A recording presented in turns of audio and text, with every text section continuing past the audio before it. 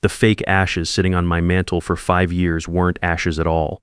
They were coffee grounds mixed with cinnamon, and my son Trevor wasn't dead. He was locked in a warehouse while his wife Ashley collected my money and lived it up with her personal trainer boyfriend. But I'm getting ahead of myself. Let me back up. I'm Eugene Patterson, 57 years old, and I used to supervise the night shift at Riverside Manufacturing until I retired 2 years back. 31 years of watching over assembly lines and making sure production quotas got met. My wife Marie passed 2 years ago from pancreatic cancer, and my son Trevor died in what I thought was a motorcycle accident 5 years ago. Or so Ashley, his wife, told me. Every January since Trevor's death, I've been sending Ashley $35,000. Not because I'm rich. I'm not. A factory supervisor's pension doesn't make you wealthy, but because that's what you do for family. Trevor left behind his wife and my grandson Kyle, who's 8 now. Ashley said the money was for Kyle's future, for childcare, for keeping them stable while she figured out how to raise a kid alone. $175,000 over 5 years. That's most of my retirement savings, but I didn't care. Trevor would have wanted me to take care of his family. That's what fathers do. That's what Marie would have expected me to do. Then last month, while I was taking Kyle for ice cream at Murphy's Diner, like I do every other Saturday, he grabbed my sleeve and whispered something that changed everything. We were sitting in our usual booth near the window, Kyle working on a chocolate sundae while I nursed a vanilla shake. The kid was telling me about his spelling test when he suddenly stopped mid-sentence and looked around the diner like he was checking for spies. "Grandpa," Kyle said, his voice dropping to barely a whisper, "please stop sending money to Mom." I nearly choked on my shake. "What do you mean, buddy?" Kyle leaned closer, his 8-year-old face serious, in a way that made my chest tight. "Mom has lots of money already. She buys expensive things all the time. New clothes, jewelry, stuff for the house, and Danny brings her presents. Danny, Mom's friend, he comes over when you're not there. They act weird together, like they don't want me to see them hugging and stuff." Kyle's eyes darted around again, and Grandpa, I heard them talking about you. "About the money you send." They were laughing about it. The ice cream in my stomach turned to lead. "What did they say, Kyle?" "Mom said you were easy money." And Danny said something about the old man doesn't ask questions. They didn't know I was listening from upstairs. Kyle grabbed my hand across the table. "Something's not right, Grandpa. Mom acts different when you're around, like she's pretending. Kids don't lie about stuff like that. Not 8-year-old kids who still believe in Santa Claus and think wrestling is real." So I started watching. Ashley Martinez Patterson, my daughter-in-law, lives in a nice split level on Oak Street about 15 minutes from my house. I helped with the down payment 3 years ago, another $25,000 check I wrote without thinking twice. The house sits on a quiet street with mature oak trees and well-maintained lawns. Every time I visited, Ashley seemed busy, distracted. Always on her phone, always rushing off to work appointments. She's a real estate agent, or at least that's what she told me. The first red flag came when I really started paying attention to her car. Ashley drives a 2022 BMW X3 metallic silver with leather seats and all the bells and whistles. That's a $55,000 vehicle, easy. For someone supposedly struggling to make ends meet on real estate commissions and my annual $35,000, it seemed like an odd choice. When I'd mentioned it before, she said the car was necessary for her professional image and that she got a really good deal on it. Then there were the clothes. Designer handbags that probably cost more than I made in a week back at the factory. Expensive shoes, I recognized the red soles that meant serious money. Jewelry that caught the light just right, the kind you don't buy at the mall. Her nails were always perfect, professionally done. Hair styled like she just stepped out of a salon. For someone raising a child alone and dealing with the supposed financial strain of widowhood, Ashley sure lived well. I wanted to believe her explanations. Hell, I tried to believe them. Maybe real estate was more lucrative than I thought. Maybe she was better with money than I gave her credit for. Maybe I was just a paranoid old man who watched too many crime shows and missed his wife's steady presence to help me think things through. But Kyle's words kept echoing in my head. They were laughing about it. So I called my old friend Keith Bradley. Keith had worked as a detective for the county sheriff's office for 30 years before retiring 3 years back. We'd known each other since high school, played softball in the same summer league for decades. If anyone could help me figure out what was going on without making me feel like a complete fool, it was Keith. "You think something's off with Ashley?" Keith asked when I called him up and asked if we could talk. We met at his kitchen table the next evening, drinking coffee from mugs that had seen better days and talking in low voices like we were planning a heist instead of discussing my family. Keith's house still looked like a cop lived there, everything neat and organized, a police scanner on the kitchen counter even though he'd been retired for years. His wife, Janet, was visiting their daughter in Florida, so we had the place to ourselves. I don't know what to think. I said, stirring my coffee even though I hadn't added anything to it. Maybe I'm just a paranoid old man missing his son and looking for problems where there aren't any. Keith pulled out a small notebook. He always carried one, even in retirement, and set it on the table between us. Tell me about the accident. Trevor's accident. Walk me through exactly what happened that night. That's when I realized how little I actually knew. Ashley had called me around 11 p.m. on a Tuesday night in March, 50 years ago. She was crying so hard I could barely understand her. Trevor had crashed his Harley Davidson on Route 9, she said. The bike caught fire after hitting a tree. The body was too badly burned for identification, too damaged for an open casket.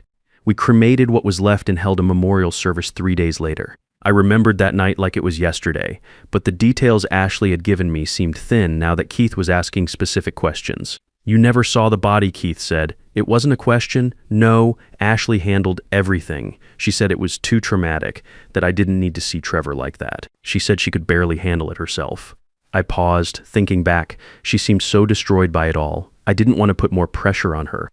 Keith made notes in his careful handwriting. What about the police report? Insurance claims, hospital records. Did you ever see any paperwork? I stared at him, feeling stupid. In 5 years, I'd never asked for any of that. I'd been so destroyed by grief, so focused on trying to keep Marie alive and functioning in those final months before cancer took her too, that I let Ashley handle everything. She was Trevor's wife. She was grieving too. Why would she lie about something like that? Eugene, Keith said gently. We need to do some digging. Over the next week, Keith worked his old contacts at the sheriff's office and the state police. What he found made my blood run cold. There was no police report for a motorcycle accident on Route 9 on the date Ashley claimed Trevor died. No hospital records showing a burn victim brought in that night. No insurance payout for a destroyed Harley Davidson. No tow truck called to remove wreckage. Most importantly, no death certificate filed with the county clerk's office. According to official records, Trevor Patterson was still alive. This doesn't make sense, I told Keith when he showed me the printouts he'd gotten from his buddy at the courthouse. We were back at his kitchen table, surrounded by documents that proved my son's death was a complete fabrication. We had a funeral. People came from all over. Ashley cried through the whole service. I gave a eulogy for God's sake. Eugene, Keith said, his voice gentle but firm, I think your son is still alive, and I think Ashley has been playing a very long con on you and everyone else. The words should have made me happy. My son might be alive.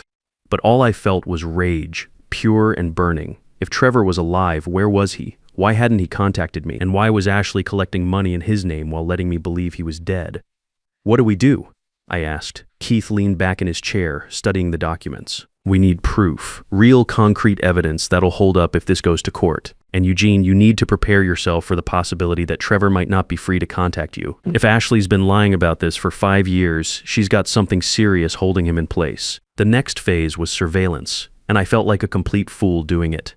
A 57-year-old retired factory worker playing detective sitting in Keith's gray sedan across from Ashley's house like some character in a bad TV show.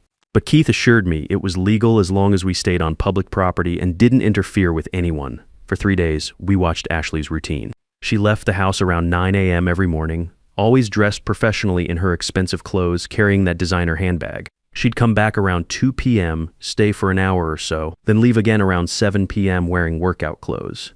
Not exactly typical real estate agent hours, and definitely not the schedule of a struggling single mother. Where's she going all day? I asked Keith as we watched her pull out of the driveway in that BMW on the 3rd day. That's what we're going to find out, he said, starting the engine. On the 4th day, we followed her. Ashley drove through downtown, past the real estate office where she supposedly worked, and headed toward the industrial district on the east side of town.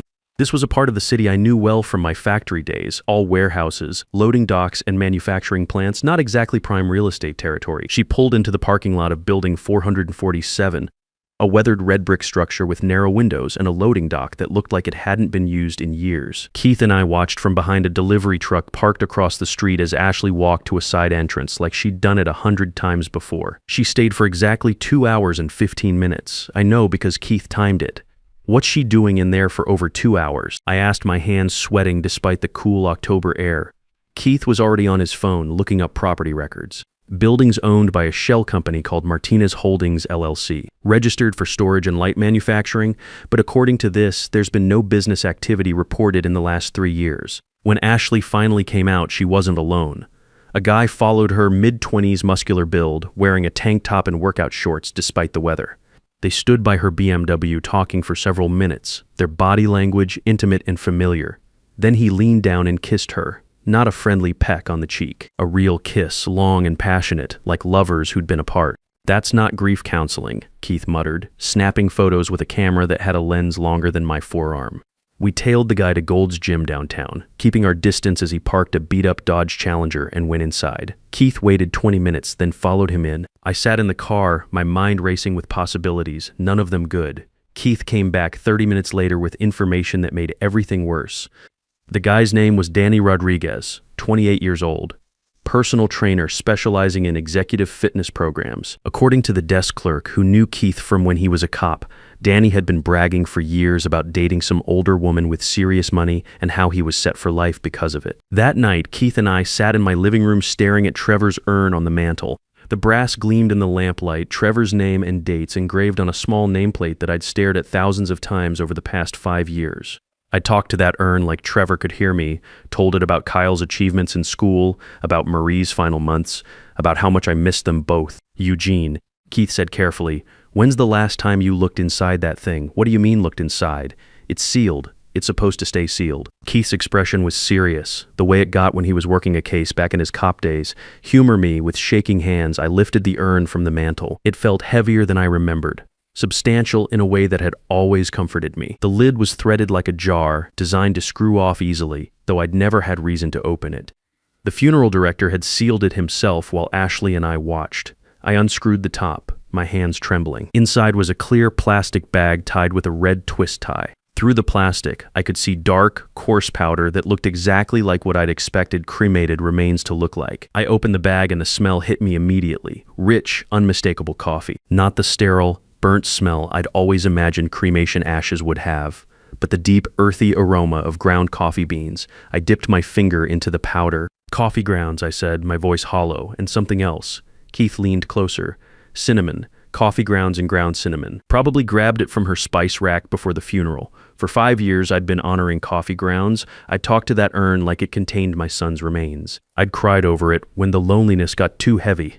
Marie had kissed it goodbye before she died, whispering apologies to Trevor for leaving him alone. And it was kitchen scraps, stuff you'd throw in the garbage or use for compost.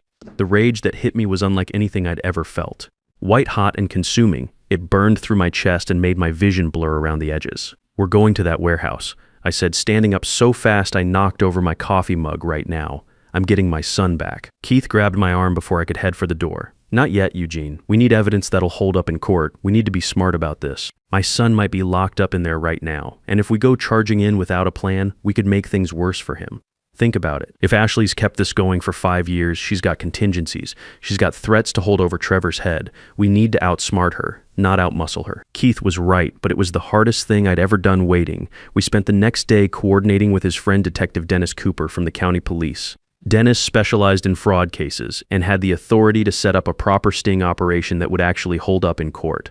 The plan was simple but risky. I would confront Ashley wearing a wire and get her to confess. We'd tell her I'd discovered some financial irregularities and needed to discuss Trevor's estate. If she thought I was getting suspicious, she might panic and reveal the truth about where Trevor was and what she'd been doing with my money. The key, Detective Cooper explained as we met in a conference room at the police station, is making her feel like she still has control of the situation. If she thinks you're just a confused old man asking innocent questions, she'll try to manage you the same way she has for 5 years. Cooper was younger than I expected, maybe mid-40s.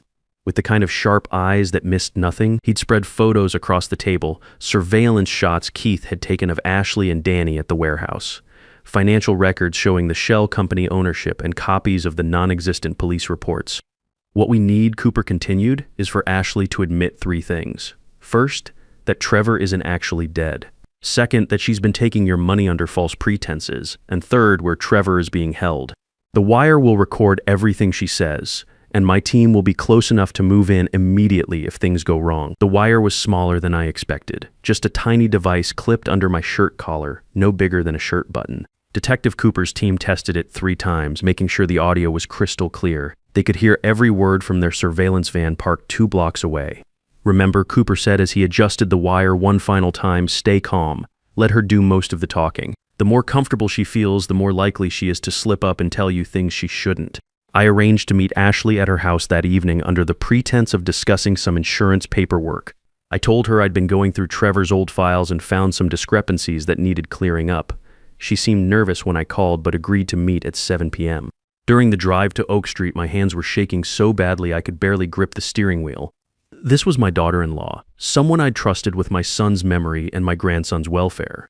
Someone I'd written checks to without question because family takes care of family. The thought that she might have been laughing about my grief while cashing those checks made my stomach turn. When I knocked on her door at exactly 7 p.m., Ashley was dressed casually, jeans and a navy sweater, hair pulled back in a ponytail. She looked tired, older than her 32 years, and I wondered briefly if maybe I was wrong about everything. Maybe there was an innocent explanation. "Hi, Eugene," she said, forcing a smile that didn't reach her eyes. "Come on in. Can I get you coffee?" We sat in her living room, surrounded by furniture that probably cost more than I made in 3 months back at the factory. Everything was expensive but tasteful. Leather sofa, glass coffee table, artwork on the walls that looked like originals. For someone supposedly struggling financially, Ashley had excellent taste and deep pockets. "Ashley," I said, pulling out a manila folder I'd brought as a prop, "I've been going through some old paperwork, and I found some discrepancies about Trevor's accident." Her smile faltered just slightly. "What kind of discrepancies?" "Well, I was looking for Trevor's life insurance policy. Making sure Kyle's college fund is properly set up, and I couldn't find any record of the accident claim being filed." Ashley's hands started shaking. She clasped them together in her lap. But I could see the tremor. I'm not sure I understand. I called the insurance company. They said no claim was ever filed for Trevor's death. No motorcycle accident, no payout, nothing. I paused, watching her face carefully. And when I checked with the state police about getting a copy of the accident report, they told me there's no record of any motorcycle accident on Route 9 that night. The color drained from Ashley's face. She stood up abruptly, walking to the window and staring out at the street like she was expecting someone. "That's impossible," she said, her voice hollow. "Of course there are records." "Then show me." She spun around, her composure starting to crack. "I don't have them here. They're in storage, with all of Trevor's other things." "Ashley," I said quietly, "where is my son?" For a long moment, she just stared at me. I could see her mind working, calculating, trying to figure out how much I knew and how much I was guessing. The wire against my chest felt hot, recording every word, every pause, every breath. "You don't understand," she said finally, her voice breaking. "It wasn't supposed to go this far. It was just supposed to be temporary. Then help me understand." Ashley began pacing around the living room like a caged animal. Trevor found out about Danny, about us. He threatened to leave me, take Kyle, ruin everything I'd worked for. "So you killed him?" "No. God, no. We made him disappear." The words hung in the air like smoke. Through my earpiece, I could hear Detective Cooper's team preparing to move, but they were waiting for more details. "Made him disappear, how?" Ashley stopped pacing and looked at me with empty eyes. "The accident was staged. We made it look like Trevor died, but he's not free to leave." "Where is he, Ashley?" She laughed, but there was no humor in it. "You really want to know?" "After 5 years of sending me money, after all those conversations about how grateful I was for your support, you want to know where your precious son has been?" "Yes, building 447 on Industrial Avenue. The warehouse where Danny works out. Trevor's been there for 5 years, and he's going to stay there until—" She paused, seeming to realize she'd said too much. "Until what?" "Until we figure out what to do with him." That's when I heard the sirens. Detective Cooper's team surrounded the house within seconds, their timing perfect. Ashley looked confused and then terrified as police officers came through the front and back doors simultaneously, weapons drawn but pointed down. "Ashley Martinez Patterson," Detective Cooper announced, his voice calm and professional. "You're under arrest for fraud, conspiracy, false imprisonment, and extortion." As they handcuffed her, Ashley looked at me with something between hatred and grudging respect. "You played me," she said, her voice bitter. "I just told the truth," I replied, watching as they read her rights. "Something you should have tried 5 years ago." The rescue operation at the warehouse happened immediately. I rode with Detective Cooper, my hands shaking as we pulled into the parking lot of Building 447 with a convoy of police vehicles, lights flashing but sirens silent. They wanted the element of surprise in case Danny was inside. The building looked different at night, more sinister. Keith met us there with a set of bolt cutters, and within minutes they had the side door open. Detective Cooper went in first, followed by 3 officers in tactical gear. I stayed outside like they'd ordered, but I could hear their voices echoing through the empty warehouse, clear in the front section. Movement in the back, northwest corner. Subject located, male, conscious, requesting medical assistance. They found Trevor in a makeshift room in the back corner of the warehouse. Someone had built walls using industrial shelving and tarps, creating a space about 12 feet by 12 feet. Inside was a cot with thin blankets, a folding table with a hot plate, and a bucket for waste. The smell hit me before I even saw him, the stench of a man who'd been living in captivity for years, but it was Trevor, my son, alive but broken. He was thinner than I remembered, probably 40 pounds lighter than when I'd last seen him. His hair was longer, unkempt, streaked with gray that made him look older than his 29 years. His clothes hung loose on his frame, and when he saw me, he broke down crying like a child. "Dad," he said, his voice hoarse from years of limited use. I thought you'd given up on me?" I pulled him into a hug, and he felt fragile in my arms, like he might break if I held him too tight. "Never," I whispered. "Never." The paramedics checked him over while Detective Cooper took pictures of the makeshift prison. Trevor was dehydrated, malnourished, but physically intact. The real damage was psychological. He flinched when officers moved too quickly, spoke in whispers, kept looking toward the door like he expected Danny to appear and drag him back to his corner. "How did they keep you here?" I asked when the paramedics said he was stable enough to talk. Trevor's voice was barely audible. "They told me if I tried to escape, they'd hurt Kyle. Kill him, maybe. They said they had people watching him at school, at your house. They made me believe it." He looked up at me with hollow eyes, "And they told me you thought I was dead, that you'd moved on, that Kyle was better off without me. None of that was true. I know that now, but after the first year, after no one came looking for me, I started to believe it. Ashley would visit sometimes, tell me how well Kyle was doing without his unstable father around, how you were happier thinking I was dead than dealing with my problems. The lies Ashley had told went deeper than just the money. She'd convinced Trevor that his own family had abandoned him, that his imprisonment was somehow justified. Danny Rodriguez was arrested at his apartment 2 hours later. The police found financial records showing exactly how he and Ashley had spent my money over 5 years. Vacations to Mexico and Las Vegas, expensive jewelry, payments for the warehouse rent, a detailed ledger showing they'd been planning this con for months before staging Trevor's death. The trial lasted 6 weeks and made headlines in the local paper. The prosecutor painted a picture of calculated cruelty that went far beyond simple fraud. Ashley and Danny had destroyed not just my finances, but Trevor's mental health and Kyle's understanding of his family. Ashley's defense attorney tried to claim she was a victim too, that Danny had manipulated her into the scheme. But the wire recordings destroyed that argument. Her voice was clear and cold as she described keeping Trevor imprisoned, laughing about the money, planning their future together while my son rotted in a warehouse. The judge wasn't sympathetic. Ashley got 12 years in federal prison for fraud and false imprisonment. Danny got 8 years as an accomplice. Both were ordered to pay full restitution, $155,000 plus damages for emotional distress and Trevor's medical care. Danny broke down crying during sentencing, claiming he never meant for things to go so far. Ashley sat silent, staring straight ahead like the verdict was happening to someone else. Recovery took time. Trevor spent 3 months in a rehabilitation facility, learning to trust people again, working through years of psychological abuse. Kyle needed therapy too, trying to understand why his mother had lied about his father being alive, why she'd kept them apart. But we made it through. Trevor moved into a small apartment near my house. Kyle stays with me most of the time now. Ashley's parental rights were terminated as part of her sentence. She can't contact Kyle, can't interfere with our family again. Some evenings, Trevor comes over for dinner, and we sit on the back porch while Kyle plays in the yard. Trevor's putting on weight, getting stronger. He's talking about going back to school, maybe learning a trade. The nightmares are less frequent now. Kyle calls him Dad again, which makes Trevor cry every time.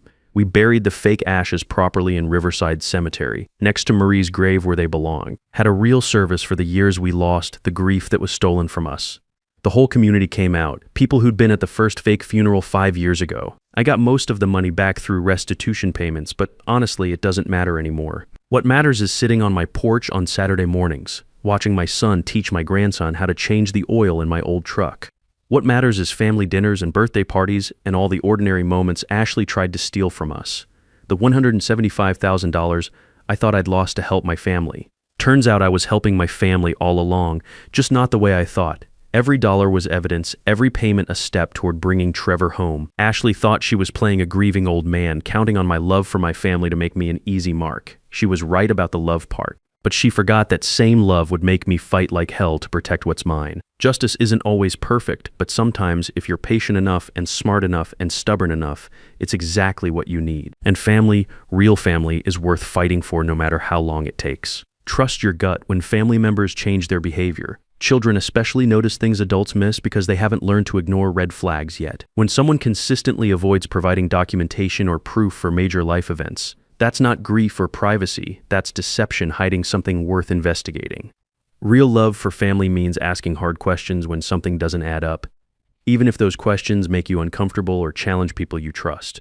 The best revenge against financial predators isn't violence, it's patience, evidence, and letting the legal system deliver consequences that stick. Elder financial abuse often targets our strongest emotions: love for family, desire to help, fear of losing relationships, but protecting yourself protects your family too.